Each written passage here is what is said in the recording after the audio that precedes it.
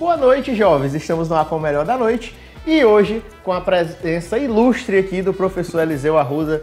Boa noite, professor. Boa noite, Caio. Quero, em primeiro lugar, agradecer a você. Eu sempre sonhei, sabe, ser entrevistado no programa do Jô Soares. Quer dizer, tem a similaridade aqui, tem as canecas, tem um gordo.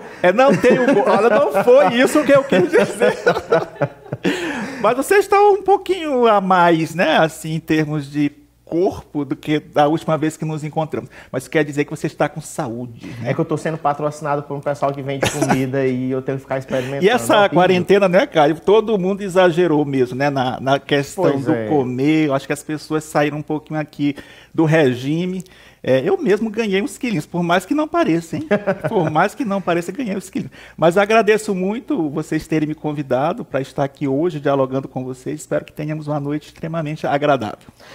Fico muito feliz que esse seu nome era cotado faz tempo para a gente entrevistar. Parece que já tinham tentado contato uma vez, mas eu fico feliz porque é um dos professores que marcou também a minha história da Catarina aí. Catarina, não vou contar nada a seu respeito, hein? Não, pode contar. Eu já soube que a turma dela era das piores, daquela de fazer o professor sair estressado da sala. Não, Catarina era uma boa menina. Tirando os defeitos, era uma menina bem razoável. Tirando os defeitos. Tirando os defeitos, era uma menina bem razoável. Tem cara de ser desaforada. Esse tamanho todinho tem cara de ser desaforada. Até que não. Eu lembro que ela quis também enveredar pelo caminho do teatro. Catarina, você era, né, integrada ao teatro, né? Olha! Já. E aí o projeto dela e a própria monografia já foi nessa vertente, né? Trabalhamos, acho que, com a literatura infantil na modalidade teatral, né? Acho que foi essa a questão. Tá vendo como a memória está boa? Portanto, Catarina, pode sair muitas coisas daqui, hein? Muitas revelações podem ser trazidas hoje à noite. Catarina nos corredores da UEMA, olha aí. Pois é, vai dar um livro, quadro. Um livro, uma minissérie, né? Então, acho que aí tem muita história para contar. Professor, você é daqui de Caxias mesmo? Caio, eu me considero caxiense, porque eu só nasci em Teresina, né? Eu nasci em Teresina, no dia seguinte já estava aqui. Por uma questão de convênio, na época meu pai era funcionário público federal, e aí com essa questão de convênio eu acabei tendo que nascer em Teresina, na maternidade em Teresina. Mas no dia seguinte eu já estava aqui em Caxias e nunca mais saí. Então me considero, né, de alma, de coração e de mente caxiense, né? Não quero me desvincular dessa raiz, né? Jamais. Mas isso aqui é normal. E só nascer em Teresina é só um normal. detalhe. É só um detalhe. Porque, principalmente quando ia para questão de convênio, quando era particular. Meu filho mesmo, ele é caxiense, mas ele nasceu em Teresina. Inclusive, eu discuti com a mulher do cartório que ela não quis botar como caxiense. Olha, que absurdo. Que agora dá para colocar. E a mulher com preguiça. Na minha época, eu acho que não, Caio, porque eu já sou de uma época, eu não vou nem dizer qual é a minha época, né? Porque vou trazer aqui também revelações tão estrondosas. Então, professor, a gente vê que o senhor tem uma veia literária muito forte, é escritor também. Isso é desde criança, essa curiosidade por livros, de ler bastante? Caio, eu posso dizer, até conversando com uma outra pessoa que também fez uma pergunta similar a essa, aí eu tive que fazer um resgate um pouquinho da minha infância para contar, de uma certa forma, a influência que eu tive da minha mãe. A minha mãe, ela era uma leitora, né? Então, eu possuía gravada na minha mente a imagem dela sempre lendo. E ela lia de tudo, né? Ela lia bula de remédio, que ela adorava essa história de olhar medicamentos. Depois ela até fez o curso de enfermagem. E lia aquelas revistas televisivas, que eu nem sei se existe hoje, Ilusão, Capricho, Sétimo Céu. E ela gostava dessas revistas, gostava de ler jornal.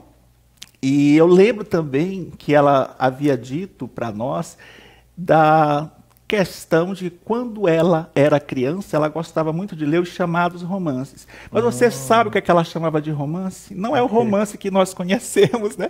Nós da área de letras, né? Eram os folhetos da literatura de cordel.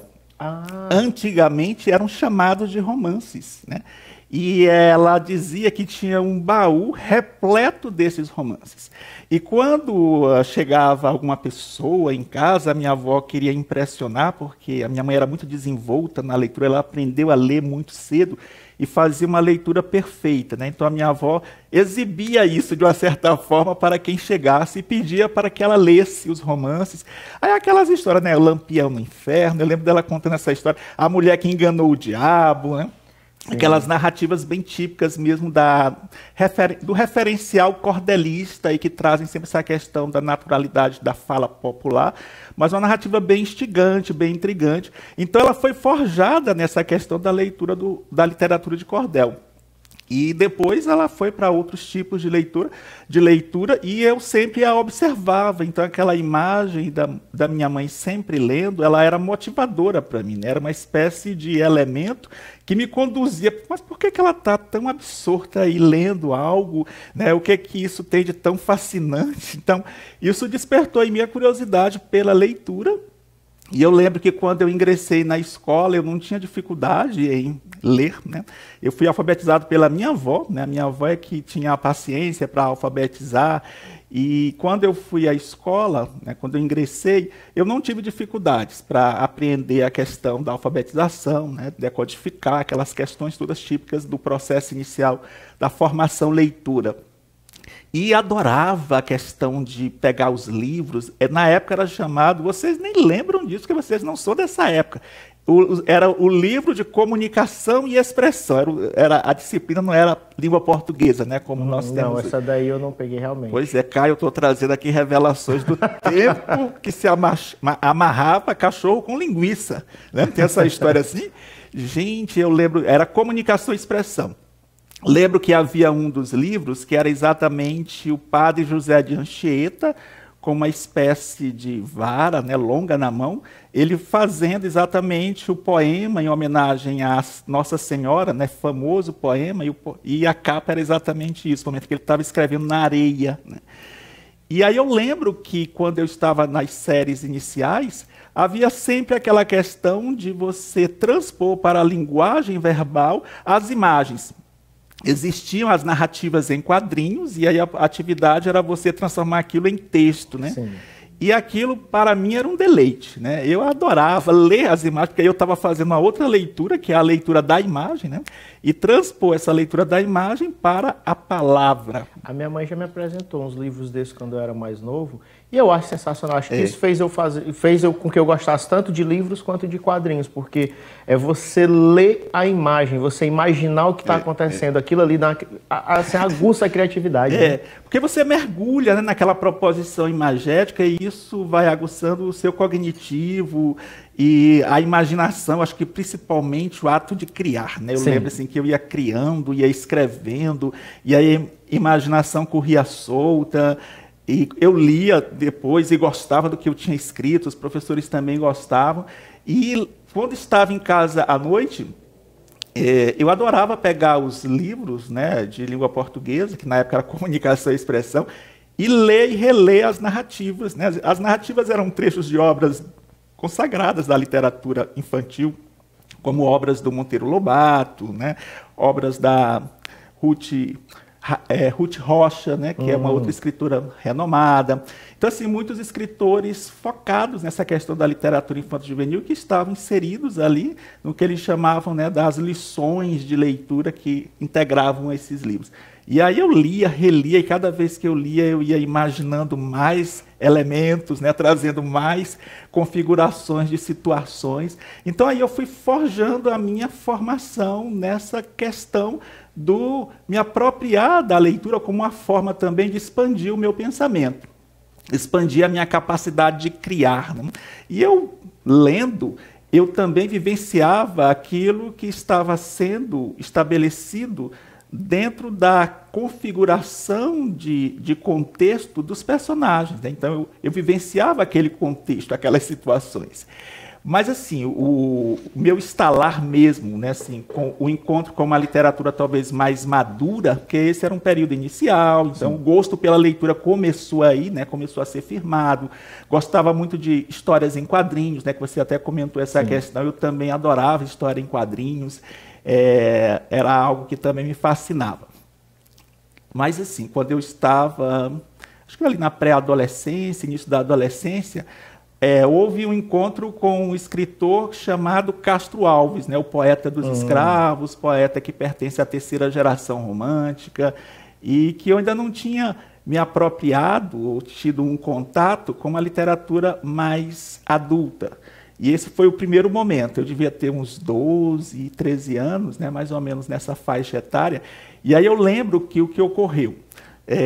A minha irmã ganhou uns livros, né, era uma coleção com os poemas do Castro Alves. Ela fez uma troca, uma permuta, e aí ela nem chegou a ler esses livros, né? Mas eu li, né? Eu peguei os livros e eu lembro que eu fui me fascinando pela proposta, né, que era feita pelo Castro Alves em termos de escravos, a questão da voz de libertação em relação à escravidão, que era bem potencializada nos poemas que ele escrevia.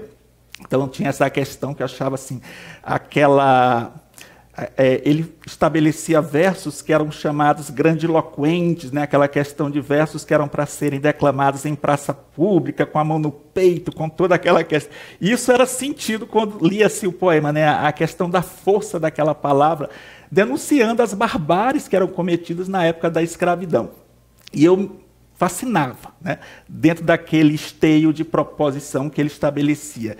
E também era o encantamento que eu tinha pela parte lírica, porque aí ele também, né, nos livros tinham exatamente os poemas libertários, abolicionistas, e tinha os poemas líricos, em que ele mostrava a beleza feminina, o encantamento pela natureza.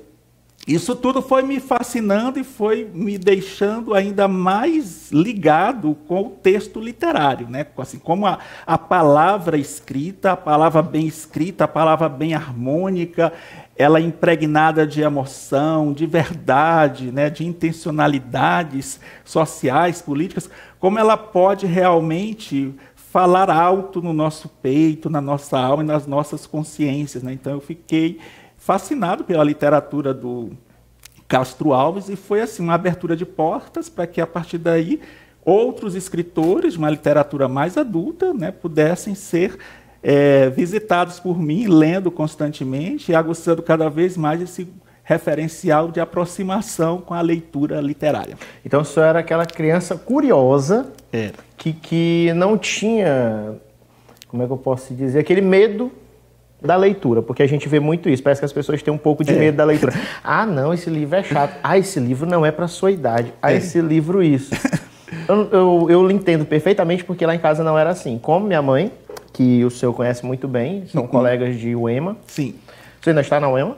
Estou lá firme e forte. Agora online, né? Estamos com aulas online, mas estamos sim. Inclusive, fui aluno do professor Eliseu. Sim. E a minha mãe, ela tinha vários livros. Então ela viajava, ela morava em São Luís na época, tinha um quarto lá na casa da minha avó, e eu pegava os livros e ficava lendo. Alguns, confesso, tinha alguma dificuldade pelo vocabulário. O senhor chegou a ter dificuldade em alguns livros? Porque alguns o vocabulário era um pouco Eu gostava muito de... Porque geralmente os livros traziam, né? Eles chamam exatamente isso. Tem o vocabulário e logo abaixo as palavras com os seus significados. Eu adorava olhar, né? Qual era o sentido. Interessante. Que é a questão mesmo da curiosidade. Eu sempre fui muito curioso, né? Então, eu ficava curioso para saber qual era o significado daquela palavra. Depois eu voltava para o texto. Ao voltar para o texto, eu começava a ter uma iluminação de sentido. Porque aí você consegue ter um sentido muito mais consistente, né? Muito mais sedimentado. Justamente. E aí eu lembro que, sim, nós tínhamos esse referencial do vocabulário. Mas eu nunca tive medo de ler. Eu lembro que eu gostava de ler até na própria escola. Eu sempre fui muito quieto na escola. Hoje eu sou um pouquinho mais... Era o nerd da sala? Eu era visto como aquele aluno que era muito comportadinho, que tirava as boas notas, né? Tinha toda essa questão. Na hora da prova o pessoal queria chegar perto. Era. E até a prova minha já foi, surrupiada na hora. Mas, rapaz. Tem uma colega minha que ela, toda vez que me encontra, ela conta essa história. Eliseu, tu lembra daquele momento que tu se tremeu quando eu peguei e arranquei a tua prova? Eu ficava atrás de você. Qual é a resposta? Qual é a resposta? Aí você não me deu, eu simplesmente peguei a tua prova. Então... essa tava agoniada por nota. Ela tomou a prova. Mas toda vez que ela me encontra, ela rememora, né, essa ocorrência. Então eu era mesmo assim, essa pessoa considerada assim, meio que o aluno modelar, né, o aluno comportado, o aluno que só tirava nota.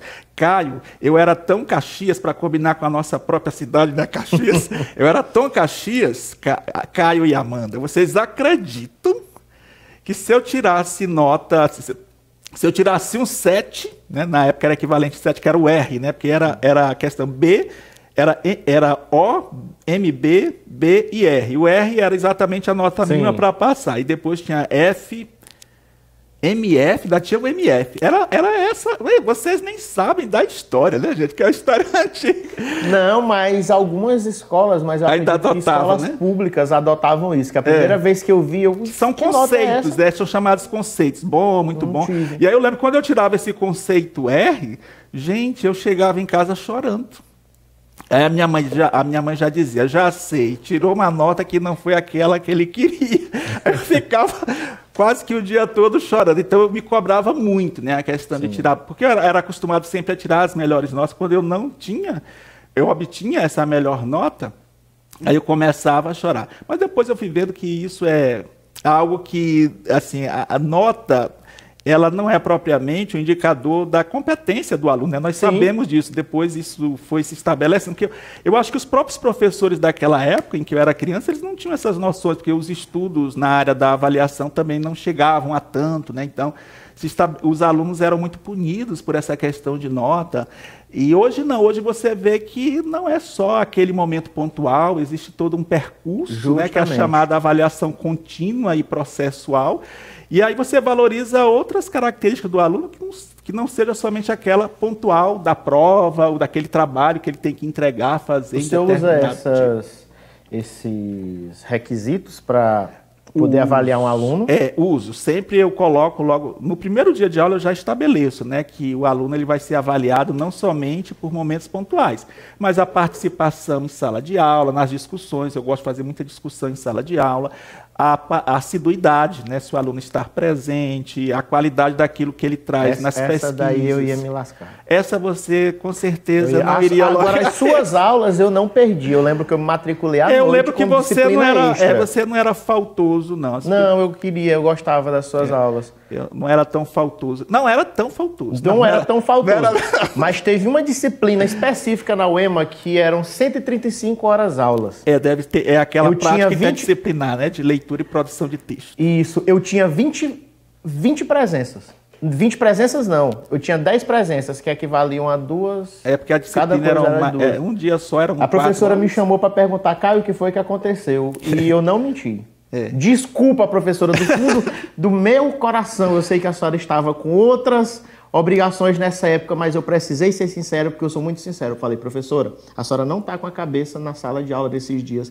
Sua aula tá um pouco chata e eu fico entediado. Gente do céu, mas isso não me deixa estudar. Ela falou, não, as suas notas são altas. Minhas notas eram todas altas. Ela agora eu não sei se passa por causa da questão da assiduidade, né? Da presença. Professor, a gente vai para um rápido intervalo e vocês vão ficar na dúvida se eu passei ou se eu reprovei na disciplina. Nossa, talvez eu responda no próximo bloco. Não sai daí. Mistério, mistério, mistério.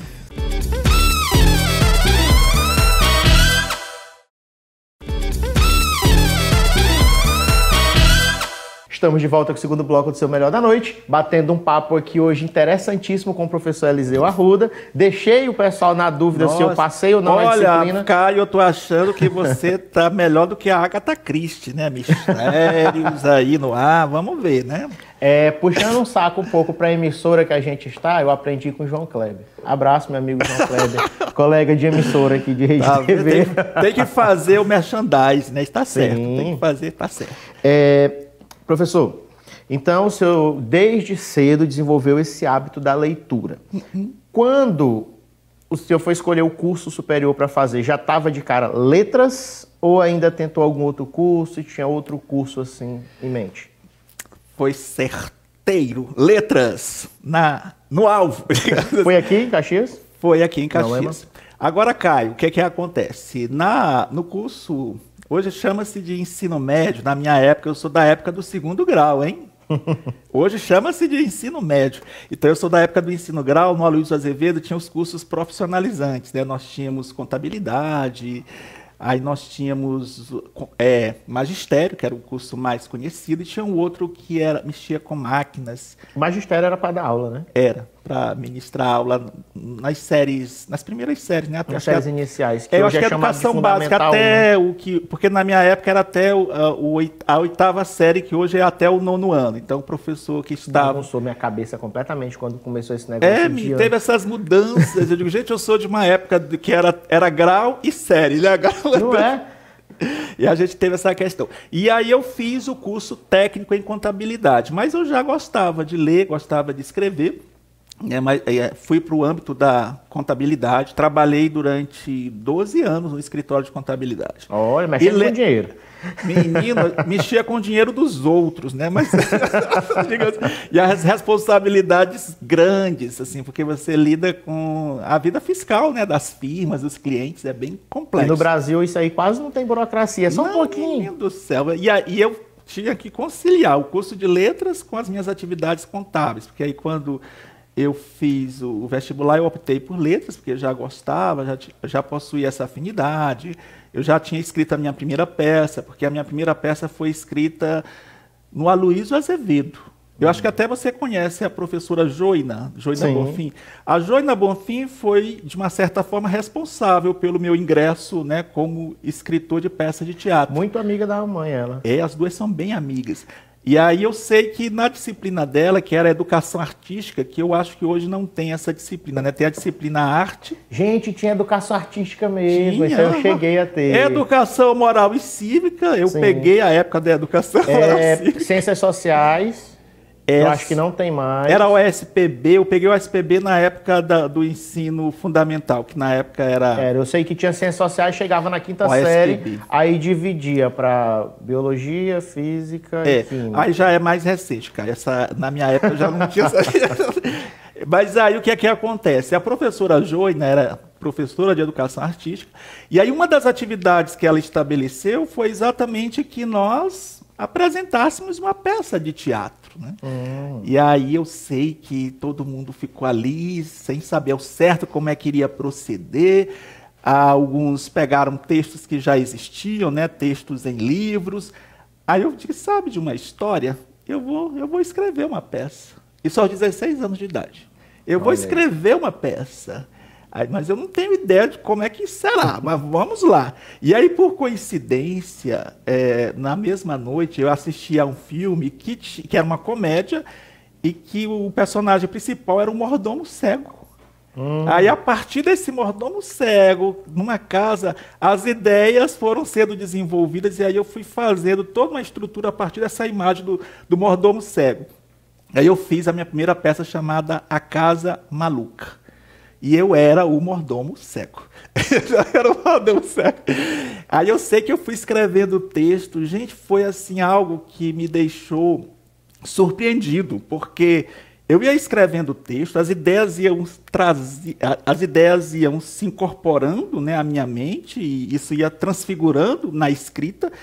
E eu ia gostando do que eu estava escrevendo, porque estava engraçado. Eu lia e começava a rir, e daqui a pouco, vou colocar essa ideia. Não, vou acrescentar mais isso. E aí foi ficando tão interessante que quando eu mostrei para os colegas, eu fiz a leitura para eles, eles riram, caíram na gargalhada. E aí disseram, não, tá ótimo, vamos fazer essa peça. Aí quando ensaiamos, né, ensaiamos direitinho, eu ainda dei uma de diretor também, além de ser o autor, ainda quis ser o diretor da peça. Já estava virando teatrólogo. Aí dei o direcionamento, aí todo mundo tinha que apresentar na sala de aula. As pessoas foram apresentando, aí quando nós apresentamos, os alunos e a professora, a Joina, né, ela caiu também na gargalhada do início ao fim. Ela, meu Deus, esse mordomo é muito engraçado. Ela disse, o mordomo, meu, tá igualzinho.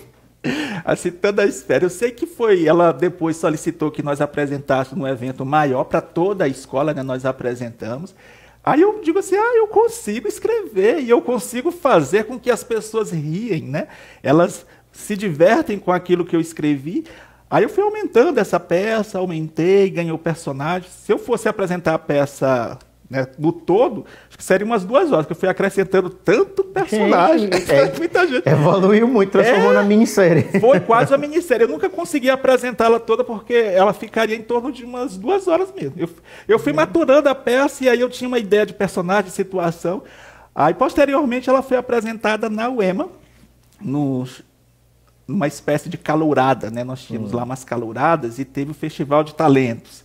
E eu levei essa peça e o auditório lotado, né? Vocês conhecem o auditório lá da universidade, sim. Aquele auditório estava super lotado. Era a minha estreia para um grande público. Eu estava estreando tanto como autor, como diretor, como ator. Né? Isso foi quando? 94. Olha quanto tempo. 1994.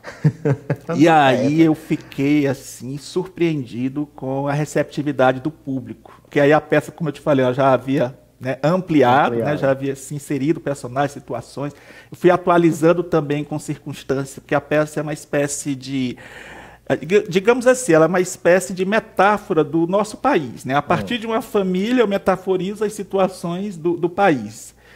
E eu sei que, nossa, o auditório teve uma recepção maravilhosa, assim, as pessoas, aquela gargalhada ecoava, né, naquele auditório todo, as pessoas rindo, se divertindo, interagindo. E aí eu vi que realmente era um caminho que eu poderia seguir, porque eu estava caindo ali nas graças, né, do público, e que era interessante criar outras peças e, a partir daí, trilhar esse caminho de produzir teatro, né. E aí conseguimos dar andamento com várias produções, mas eu acho que eu saltei aí. O que é que você estava perguntando antes? Da questão do curso, se já foi escolha direta, letras... Tá. Não, mas eu estou gostando. O assunto bom é esse, quando ele puxa outro, puxa puxando. Outro. Vocês me conhecem, vocês sabem que eu vou puxando o fio da meada, né? Certo. E aí eu sei que eu estava nesse escritório de contabilidade, resolvi fazer o vestibular e a opção era letras, porque eu já tinha esse contato, né, com a escrita, com a peça, e gostava muito de ler, de escrever, e eu optei pelo curso de letras. Depois eu vi que realmente era o curso mais adequado a mim, né, porque trabalhava com a linguagem, trabalhava com a escrita, e vi também, durante o meu percurso como aluno, eu fiz muitas intervenções teatrais, né, muitas. Eu lembro que fiz intervenção até ali na entrada da universidade, quando houve greve de alunos, né? Nós tivemos greve de alunos, eu passei por tudo isso, né? Greve de alunos, greve de professores. Aí apresentei nos corredores ali da ala B, né? Que vocês conhecem bem, aquele corredor longo. Apresentei ali também várias peças, isso enquanto aluno. E depois, como professor, eu também apresentava, né? Então, eu acho que era o único professor na UEMA que fazia isso. E aí eu sei que isso foi cada vez mais maturando, tanto a minha performance como ator, a minha performance como escritor, o meu compromisso em fazer do teatro também um instrumento de conscientização social, porque eu sempre gostei de trabalhar o teatro nessa vertente. Assim, embora eu trabalhe com comédia, mas é sempre uma comédia que permite uma reflexão. Né? Mas a comédia ela lhe dá mais liberdade para tratar certos assuntos sem que fique tão pesado. E eu acho que as pessoas assimilam melhor. Né? Quando você trabalha nesse viés da comédia, as pessoas têm uma assimilação melhor. Isso já é algo comprovado desde a época do Gil Vicente, o famoso dramaturgo português, que colocava o riso como essa forma de estabelecer uma melhoria do ser humano a partir do momento em que ele visse ali no teatro. Os textos do Gil Vicente, eles são bem críticos, se você parar para ver, muita crítica. O Alto da Barca do Inferno, né, é uma representação do comportamento humano de hoje. Sim. Embora ele estivesse ali focando aquela sociedade do século XVI, mas o que ele aborda, né, a questão da ambição, a questão da traição, a questão dos políticos corruptos, né, tudo isso está lá e se aplica aos dias atuais. Né, o louco é o único que aparenta ser normal do mundo. Chamado parvo, né, e que é o único que é salvo junto com os cavaleiros. E Gil Vicente, é interessante, né, como aqueles textos se tornam bem atuais realmente. Sim, sim. A minha dissertação de mestrado, eu faço uma comparação, né, entre o Alto da Barca do Inferno com o Alto da Compadecida. Porque os dois têm similaridades, né? O Ariano Suassuna era leitor do Gil Vicente, e aí tem o que a literatura comparada chama de influência, né? Que não é a questão de você estar copiando alguém, você está sendo influenciado, e aí nessa influência você traz a sua forma, né, de abordar aquele assunto. O Ariano Suassuna, ele aborda da forma que é tipicamente nordestina, né? Ele traz para o Nordeste aqueles combates, né, dos mais fortes com os mais fracos, os preconceitos, as ambições que envolvem tanto a política quanto a religião. Então ele traz essa crítica muito adequada e tudo isso costurado, amalgamado pela comédia. O João Grilo nada mais é do que o Pavo, né? Você vai vendo assim, e por isso que eu faço esses entrelaces, né? O meu estudo é literatura comparada, eu vou comparando, que é os chamados tipos sociais, que são personagens que eles não são individualidades, eles representam coletividades sociais, né? Então, você vê toda essa performance lá. Eu sei que foi um trabalho extremamente prazeroso de ser feito e me ajudou muito também na minha construção como escritor de teatro, porque lendo Gil Vicente, lendo Ariano Suassuna, lendo outro grande dramaturgo que é o Nelson Rodrigues, que já trabalha numa outra vertente, e o Nelson Rodrigues também traz, né, o tom cômico, sarcástico, né? Ele vai ali nas vísceras daquela sociedade hipócrita, então ele vai trabalhando a questão das hipocrisias, desvelando essas hipocrisias. E eu fui sempre lendo esses bons dramaturgos para poder exatamente me deixar influenciar por eles, né? É aquela a aquisição da experiência de mundo, né? Você vai ter que viver alguma coisa para poder ter a sua concepção e a partir dali escrever algo. Não é você está copiando, você está tendo referência. Isso. Você nunca parte do vazio, né? Você precisa ter leituras que precedem o ato da escrita, né? Nenhuma escrita você faz voluntária, assim, de uma forma tão espontânea. Ela precisa ter um arcabouço de informações. Você precisa se municiar disso, se instrumentalizar. E aí eu acho que eu fiz um caminho bom, que eu me municiei assim, com bons autores, bons escritores, né, que acabaram sendo inspirações no ato da minha escrita. É claro que a minha escrita é diferente deles, porque tem essa questão, é influência, mas não é cópia. Justamente. O estilo deles é deles, o meu é meu, então, mas eu busco, através das leituras desses autores, me inspirar, né, e me inserir nesse processo também de construir, né, literatura, no meu caso mais as peças, mas também escrevo literatura infanto-juvenil, né, que é algo assim mais recente. Eu não imaginava que eu pudesse escrever para criança, mas os desafios foram se interpondo e eu fui indo por esse caminho. E foi tendo assim, uma boa receptividade, digamos, né, então é um caminho que também dá para seguir e contribuir, porque eu acho que falta mais isso, né? Nós não temos aqui em Caxias escritores voltados para a literatura infanto-juvenil. É mais complicado, porque exige um cuidado e uma paciência muito grande. Difícil. Os meus textos não são nada para criança. Não são mesmo.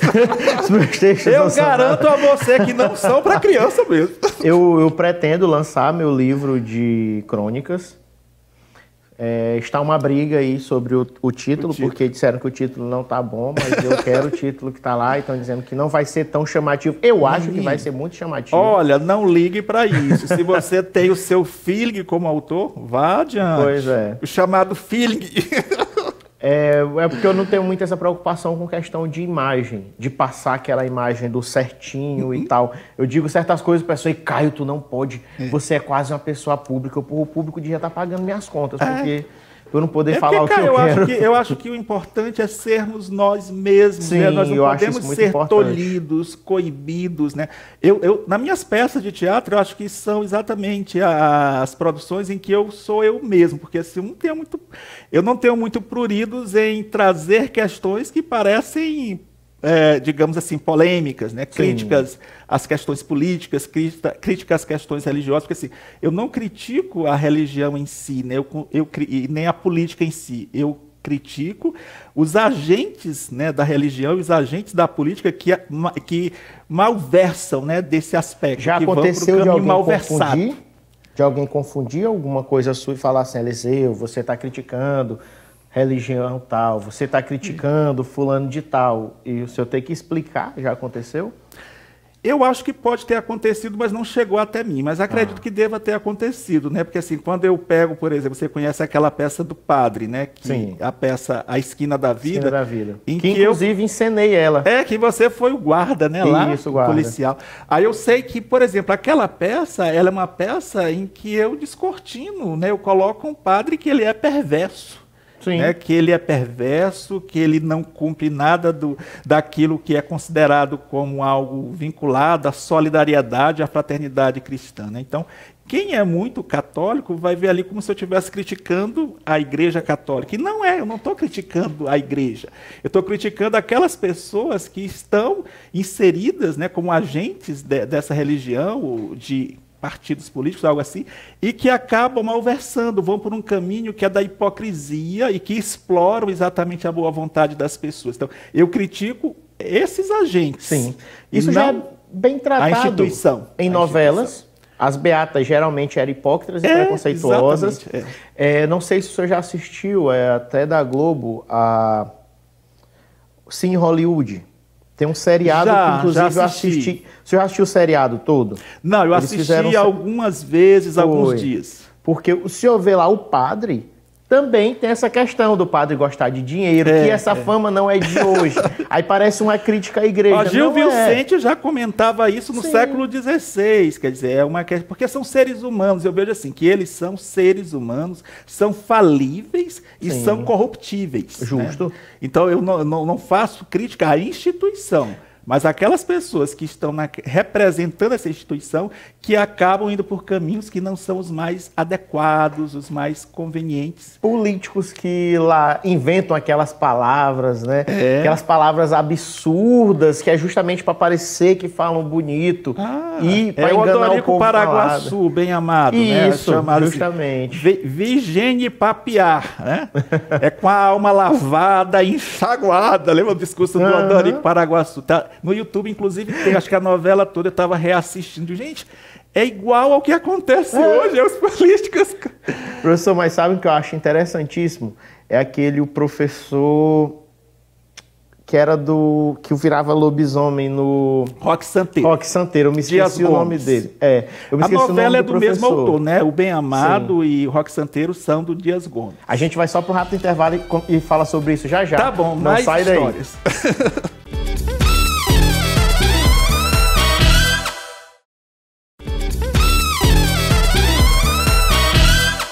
Estamos de volta com o terceiro e último bloco do Seu Melhor da Noite, batendo um papo aqui com o professor Eliseu Arruda. E o nome é professor Astromar.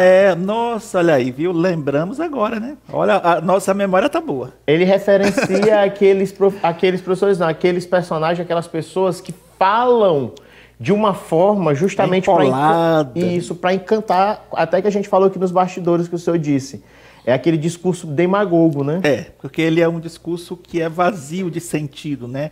Ele é muito belo em termos de estrutura, em termos de forma, mas o conteúdo em si é vazio. Né? Justamente. E aí e o Odorico Paraguaçu, que é uma obra ainda mais antiga do Dias Gomes, década de 70, era exatamente essa alegoria desse tipo de pessoa que entra na questão da política, né? Você vai ter isso também na sala de aula, alguns professores, né? Então, é um tipo um tipo humano que vai estar em várias esferas da sociedade, né? Porque justamente. Se eu não tenho um conteúdo, eu vou tentar encantar pela beleza das palavras, pela beleza do discurso. O senhor também gostava de assistir as novelas, as mais antigas? Porque as de hoje, sendo bem sincero, eu acho um pouco fraco de conteúdo. Eu acho que eles ficam tentando repetir uma fórmula, adaptando algumas coisas e Desgastou. O senhor gostava de assistir as novelas? Sim, eu era noveleiro, assistia bastante. Porque as novelas, elas aguçavam a minha imaginação, né? Sim. Então, e aí, como você colocou, eram novelas muito bem escritas,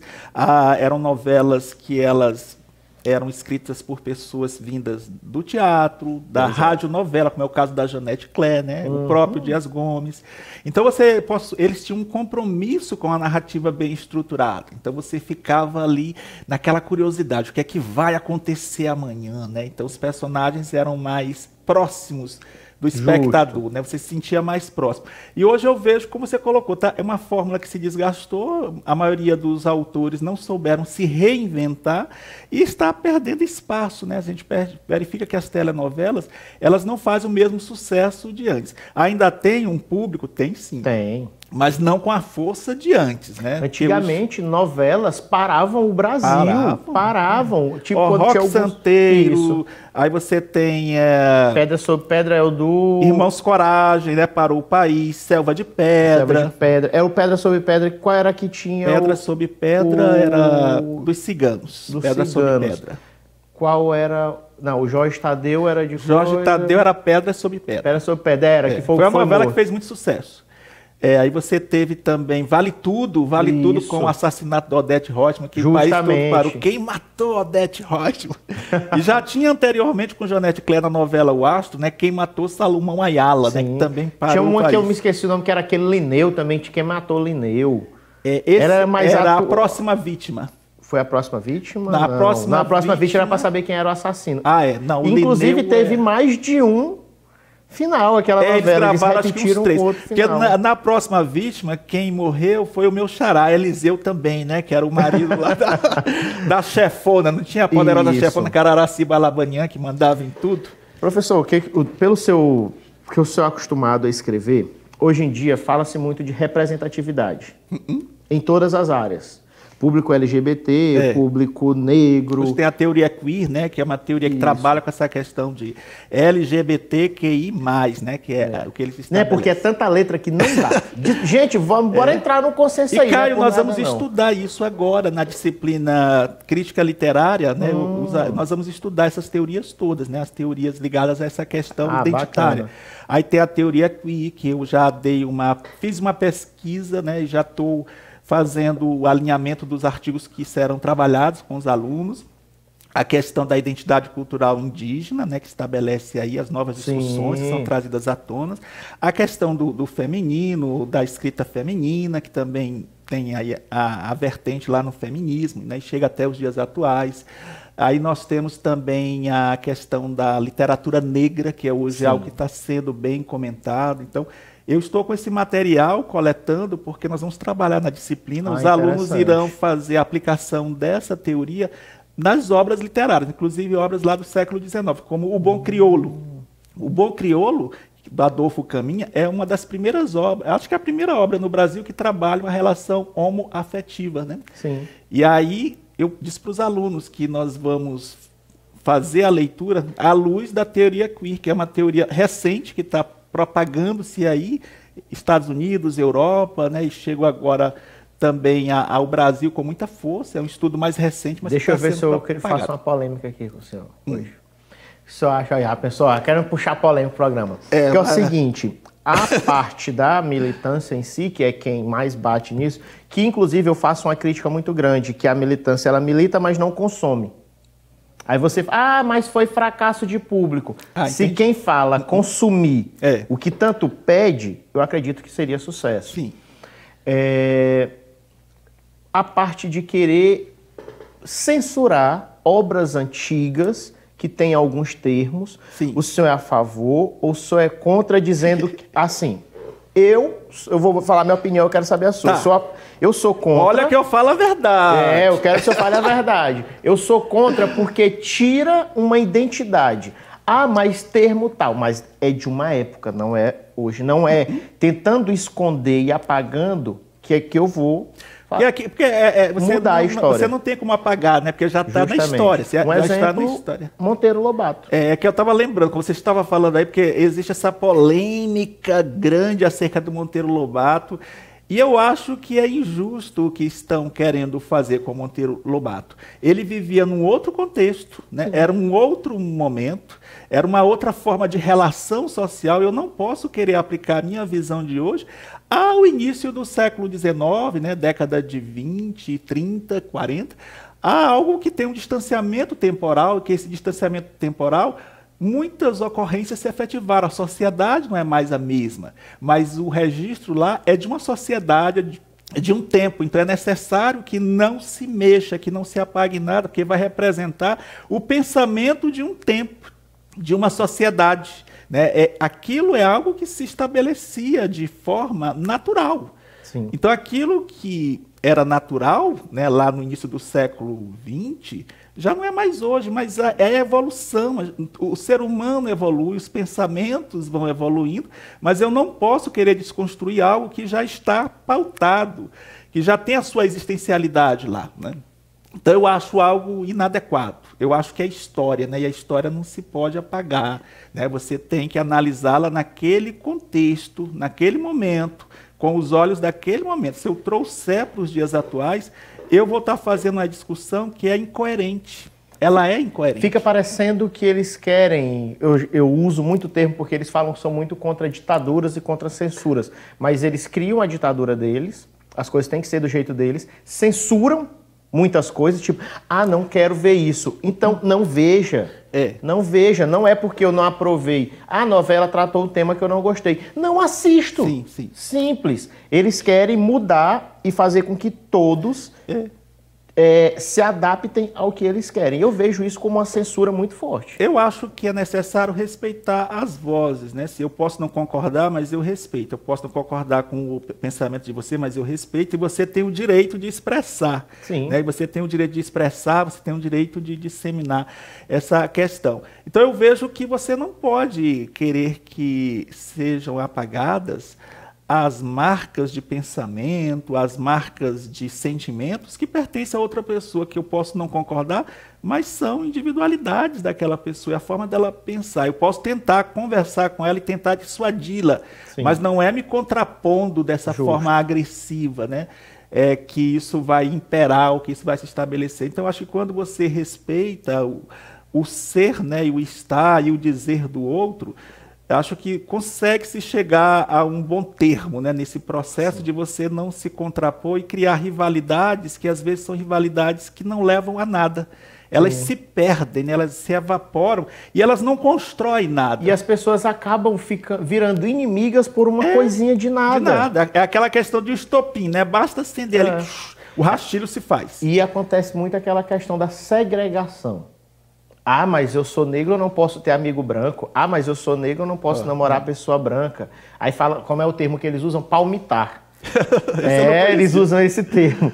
Professor, antes da gente falar dos seus livros aí, só mais uma coisa, porque o senhor é um dos professores que eu conheço que estuda muito a questão da língua, que, por escrever, sabe muito sobre termos, palavras, tem um vocabulário riquíssimo. É intriga da oposição. Tem um vocabulário riquíssimo. O que o senhor acha dessa nova leva aí querendo instaurar o vocabulário neutro, os pronomes neutros? O diles, eu não vou poder usar eles, é iles. Eu sinceramente, eu não gosto, não é algo que me apetece, como dizem no Nordeste, né? Não me apetece, assim, porque eu não sei, eu acho que também é necessário que nós vejamos a consistência daquilo que está sendo proposto, né? Será que isso vai possibilitar realmente um novo olhar nessa mudança, ou será que isso vai ser visto como uma espécie de pastiche, né, da própria linguagem? Isso. Assim, não ter propriamente... Eu vejo que não é esse o caminho, né? O caminho é outro, não é criando essa questão da linguagem neutra que você vai buscar realmente uma democratização, um respeito mútuo. Acho que os caminhos são outros, né? Os caminhos são as posturas que nós devemos ter, são os diálogos que devemos construir, e não por esse meandro, por essa vertente. Eu sabia que o senhor seria a pessoa... a pessoa ideal para eu fazer essa pergunta. E juro, teve entrevistado, a Catarina nem sabe disso, mas tem um entrevistado que me propôs vir aqui conversar sobre pronome neutro. Eu falei, cara, a gente vai discutir. Eu falei, vamos botar mais para frente. Eu não tô com a cabeça para falar sobre pronome neutro, porque a última pessoa que falou disse, Caio, mas eu não me... Como é que eu posso dizer? Ela disse que não tinha afinidade com nenhum gênero. Aí como é que as pessoas vão falar comigo? Eu só boto ninguém para falar contigo. Ninguém vai querer falar contigo. Inclusive eu peguei e bloqueei. Eu tô com uma paciência enorme. Gente, eu tava com fome na hora e esperando o almoço e tava demorando. Eu acho assim que acabam sendo situações que ao invés de, como você colocou, ao invés de unir, elas segregam mais. Eu acho que o tiro sai pela culatra, entendeu? Sim. Se a intenção é agregar, vai segregar, você vai causar ter que ainda mais reescrever polêmica. todos os seus livros Pois agora. Mas vamos falar um pouquinho dos seus livros? Vamos lá. Qual foi o primeiro? Gente do céu, deixa eu olhar aqui. Olha, não me faça pergunta difícil. Caio, vamos dizer assim, que a minha primeira experiência como autor, né, de Não faça isso, não abra o livro tanto assim, não. Ó. Você vai ter um conto que está nesse livro, que é uma coletânea, né, uma coletânea de contos da disciplina que na época eu era aluno. Vou mostrar aqui. A literatura infantil. Infância em contos. Aí são vários de contos de autores. É uma coletânea. Aí foi a estreia como autor, né, de um texto dentro de um livro, digamos assim. Então essa foi a minha primeira experiência. Eu já havia escrito peças, mas eram peças... O seu é o Pequeno Vendedor de Ilusões. A peça vai falar sobre a questão de um garoto órfão que vai se encontrar com a menina rica, né? Então esse encontro dos dois irá promover mudanças, né? Não vou contar porque fica aí a proposição. Agora eu fiquei curioso para ler. Olha, achei um interessantíssimo aqui sobre Tem Inhamun. muitos textos bons, Caio. Todos nós aí éramos alunos da disciplina Literatura Infantil. O professor propôs que, ao final da disciplina... Uma tarde no Inhamun. Olha. Do Yuri, né, Damasceno, que foi colega nosso na época. E aí você vai tendo todos esses autores que produziram esses contos e para nós foi uma felicidade. Olha, Ana Letícia. Dona lá do Freedom, né? Recordação. É Liberty. A Liberty. Vou mandar uma foto disso aqui para ela daqui a pouco, minha amiga Ana Letícia. Um abraço, inclusive. Esperamos você aqui, próximo Ana, um abraço, Ana, também. Ana, eu gosto muito dela. Aí, logo em seguida, nós produzimos esse, Sociedade em Letras. Aí sim, já um livro mais consistente, né, com mais textos. E eu dividi a autoria com a professora Iris Mendes. A Iris Mendes tem coisas belíssimas, mas ela não publica. Eu considero a Iris uma das nossas melhores poetisas, né? Sim. Eu acho que ela escreve poesias como ninguém, né? Ela tem assim uma capacidade. Estudei com ela na faculdade de Direito. A Iris, quando ia apresentar um trabalho, o professor botava a mão na cabeça e falava, o trabalho tinha 20 minutos, ela vai 1h30, a Iris falando. Gente, mas ela se prolongava, mas é porque ela é dela isso, né? É a característica. De falar bastante, de ficar detalhando. Só que para aluno que queria ir embora, moço.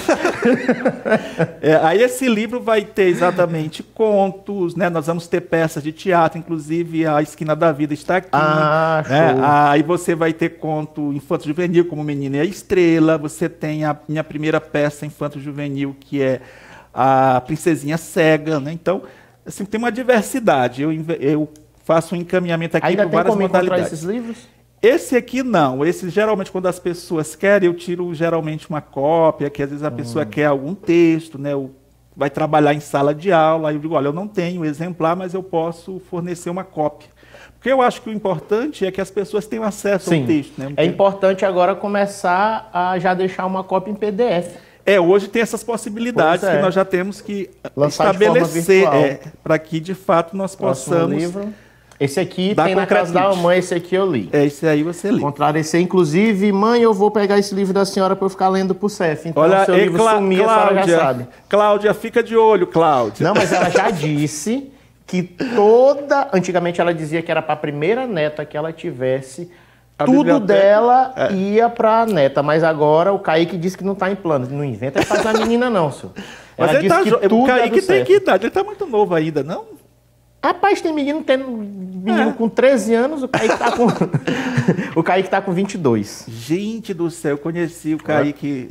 Corta aqui pra minha orelha, por favor. Tô ficando velho mesmo, Caio. Tá com 22. Esse texto, Caio, ele tem um conto, que é o que dá título ao livro, né? Contraricer, como você sabe, né? A gente faz... Aqui a questão de tudo vai ficar ao contrário. Eu gosto disso aqui, que é um desenho mais infantil. É muito bom isso aqui. E aí nós temos 10 poemas, que foi a minha estreia como produtor de poemas infanto-juvenis. Então tem 10 poemas, né? Como você pode ver aqui. Poemas...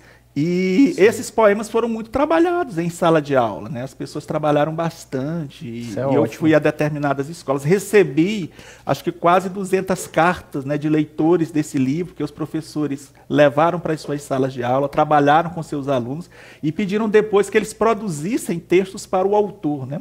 Imagine eu tendo que responder 200 cartas. Se fosse e-mail, era mais tranquilo, mais carta. Caio, eu fiquei umas noites sem dormir para dar conta, porque eu queria queria fazer as respostas de uma forma que ele sentisse que eu tinha lido, né, a carta. Sim. Eu não fiz uma resposta modelo, né? Eu fui lendo cada carta e a partir da leitura eu ia delineando para que ele sentisse que era para ele. Ah, né? já gostava de ler, aí ó, teve um castigo.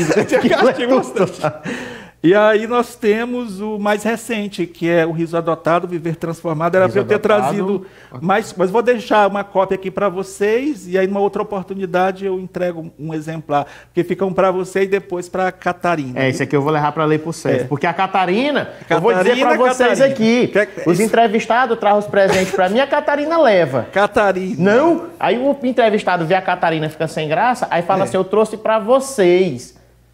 Olha, quem é presenteado é o apresentador, viu? Catarina, eu vou trazer. A gente depois combina, como ela está sendo agora minha amiga de WhatsApp, viu, Catarina? A gente combina um momento para eu fazer a entrega do seu exemplar. Isso aqui é para eu ler para o CEF. Então, é um livro que trabalha 3 contos, são contos bem imaginativos. Aqui eu coloco mesmo a imaginação para funcionar, são contos muito ligados à questão do maravilhoso, mas trabalha principalmente, Caio, porque eu estava observando, né, na época que eu escrevia o livro, que as pessoas estavam muito casmurras, muito tristonhas, muito melancólicas. E o livro ele vem com essa tônica de otimismo, né, de você acionar dentro de você uma alegria interna para fazer a transformação acontecer. Professor, infelizmente nosso tempo acabou. Isso aqui tinha papo para mais uns 3, mas vai ser convidado novamente. Você me disse que eu iria ficar até umas 8 horas. Tô brincando, Caio. Foi professor, muito bom conversar com você. Fique logo avisado que vai ter mais convites, porque tem muitas coisas para a gente conversar. Aqui só foi o início da história. Aqui só foi a introdução. Professor, pois muito obrigado. Estou muito feliz de estar entrevistando a professora Joseane, Sim, o senhor. nossa Espero queridíssima Joseane. A mãe está de castigo. Por não que vem ela agora tá não. de Não vem agora não. Mandei ela assistir. Mãe, ela nunca mais assisti teu programa. A pessoa vai assistir depois Depois é que ela vem como convidada. Pois, professor, muito obrigado por ter vindo aqui. Eu é que agradeço a você, a Catarina, né, a emissora por ter me convidado e foi muito bom. Foi uma noite aqui extremamente agradável. Rimos muito, nos divertimos. Fomos para o túnel do tempo, né? O meu túnel do tempo foi mais distante que o de vocês, mas tudo bem. Pois fica aqui o convite para outros programas e desejo sucesso para o senhor e que saiamos todos dessa pandemia, dessa loucura. A vacina já chegou. Eita! E a vacina vai sair ou não vai sair? Estaremos mais livres para voar, né, cara? E alçar voos mais elevados. Pois, muito prazer estar aqui com vocês. Boa noite a todos. E você de casa, meu muito obrigado. Eu tenho certeza que esse papo foi muito bom para você, foi genial essa conversa com o professor Eliseu Arruda. Professor Eliseu Arruda. Eu só vou para a rua depois da pandemia, Caio. Só depois da pandemia. Muito obrigado, até a próxima.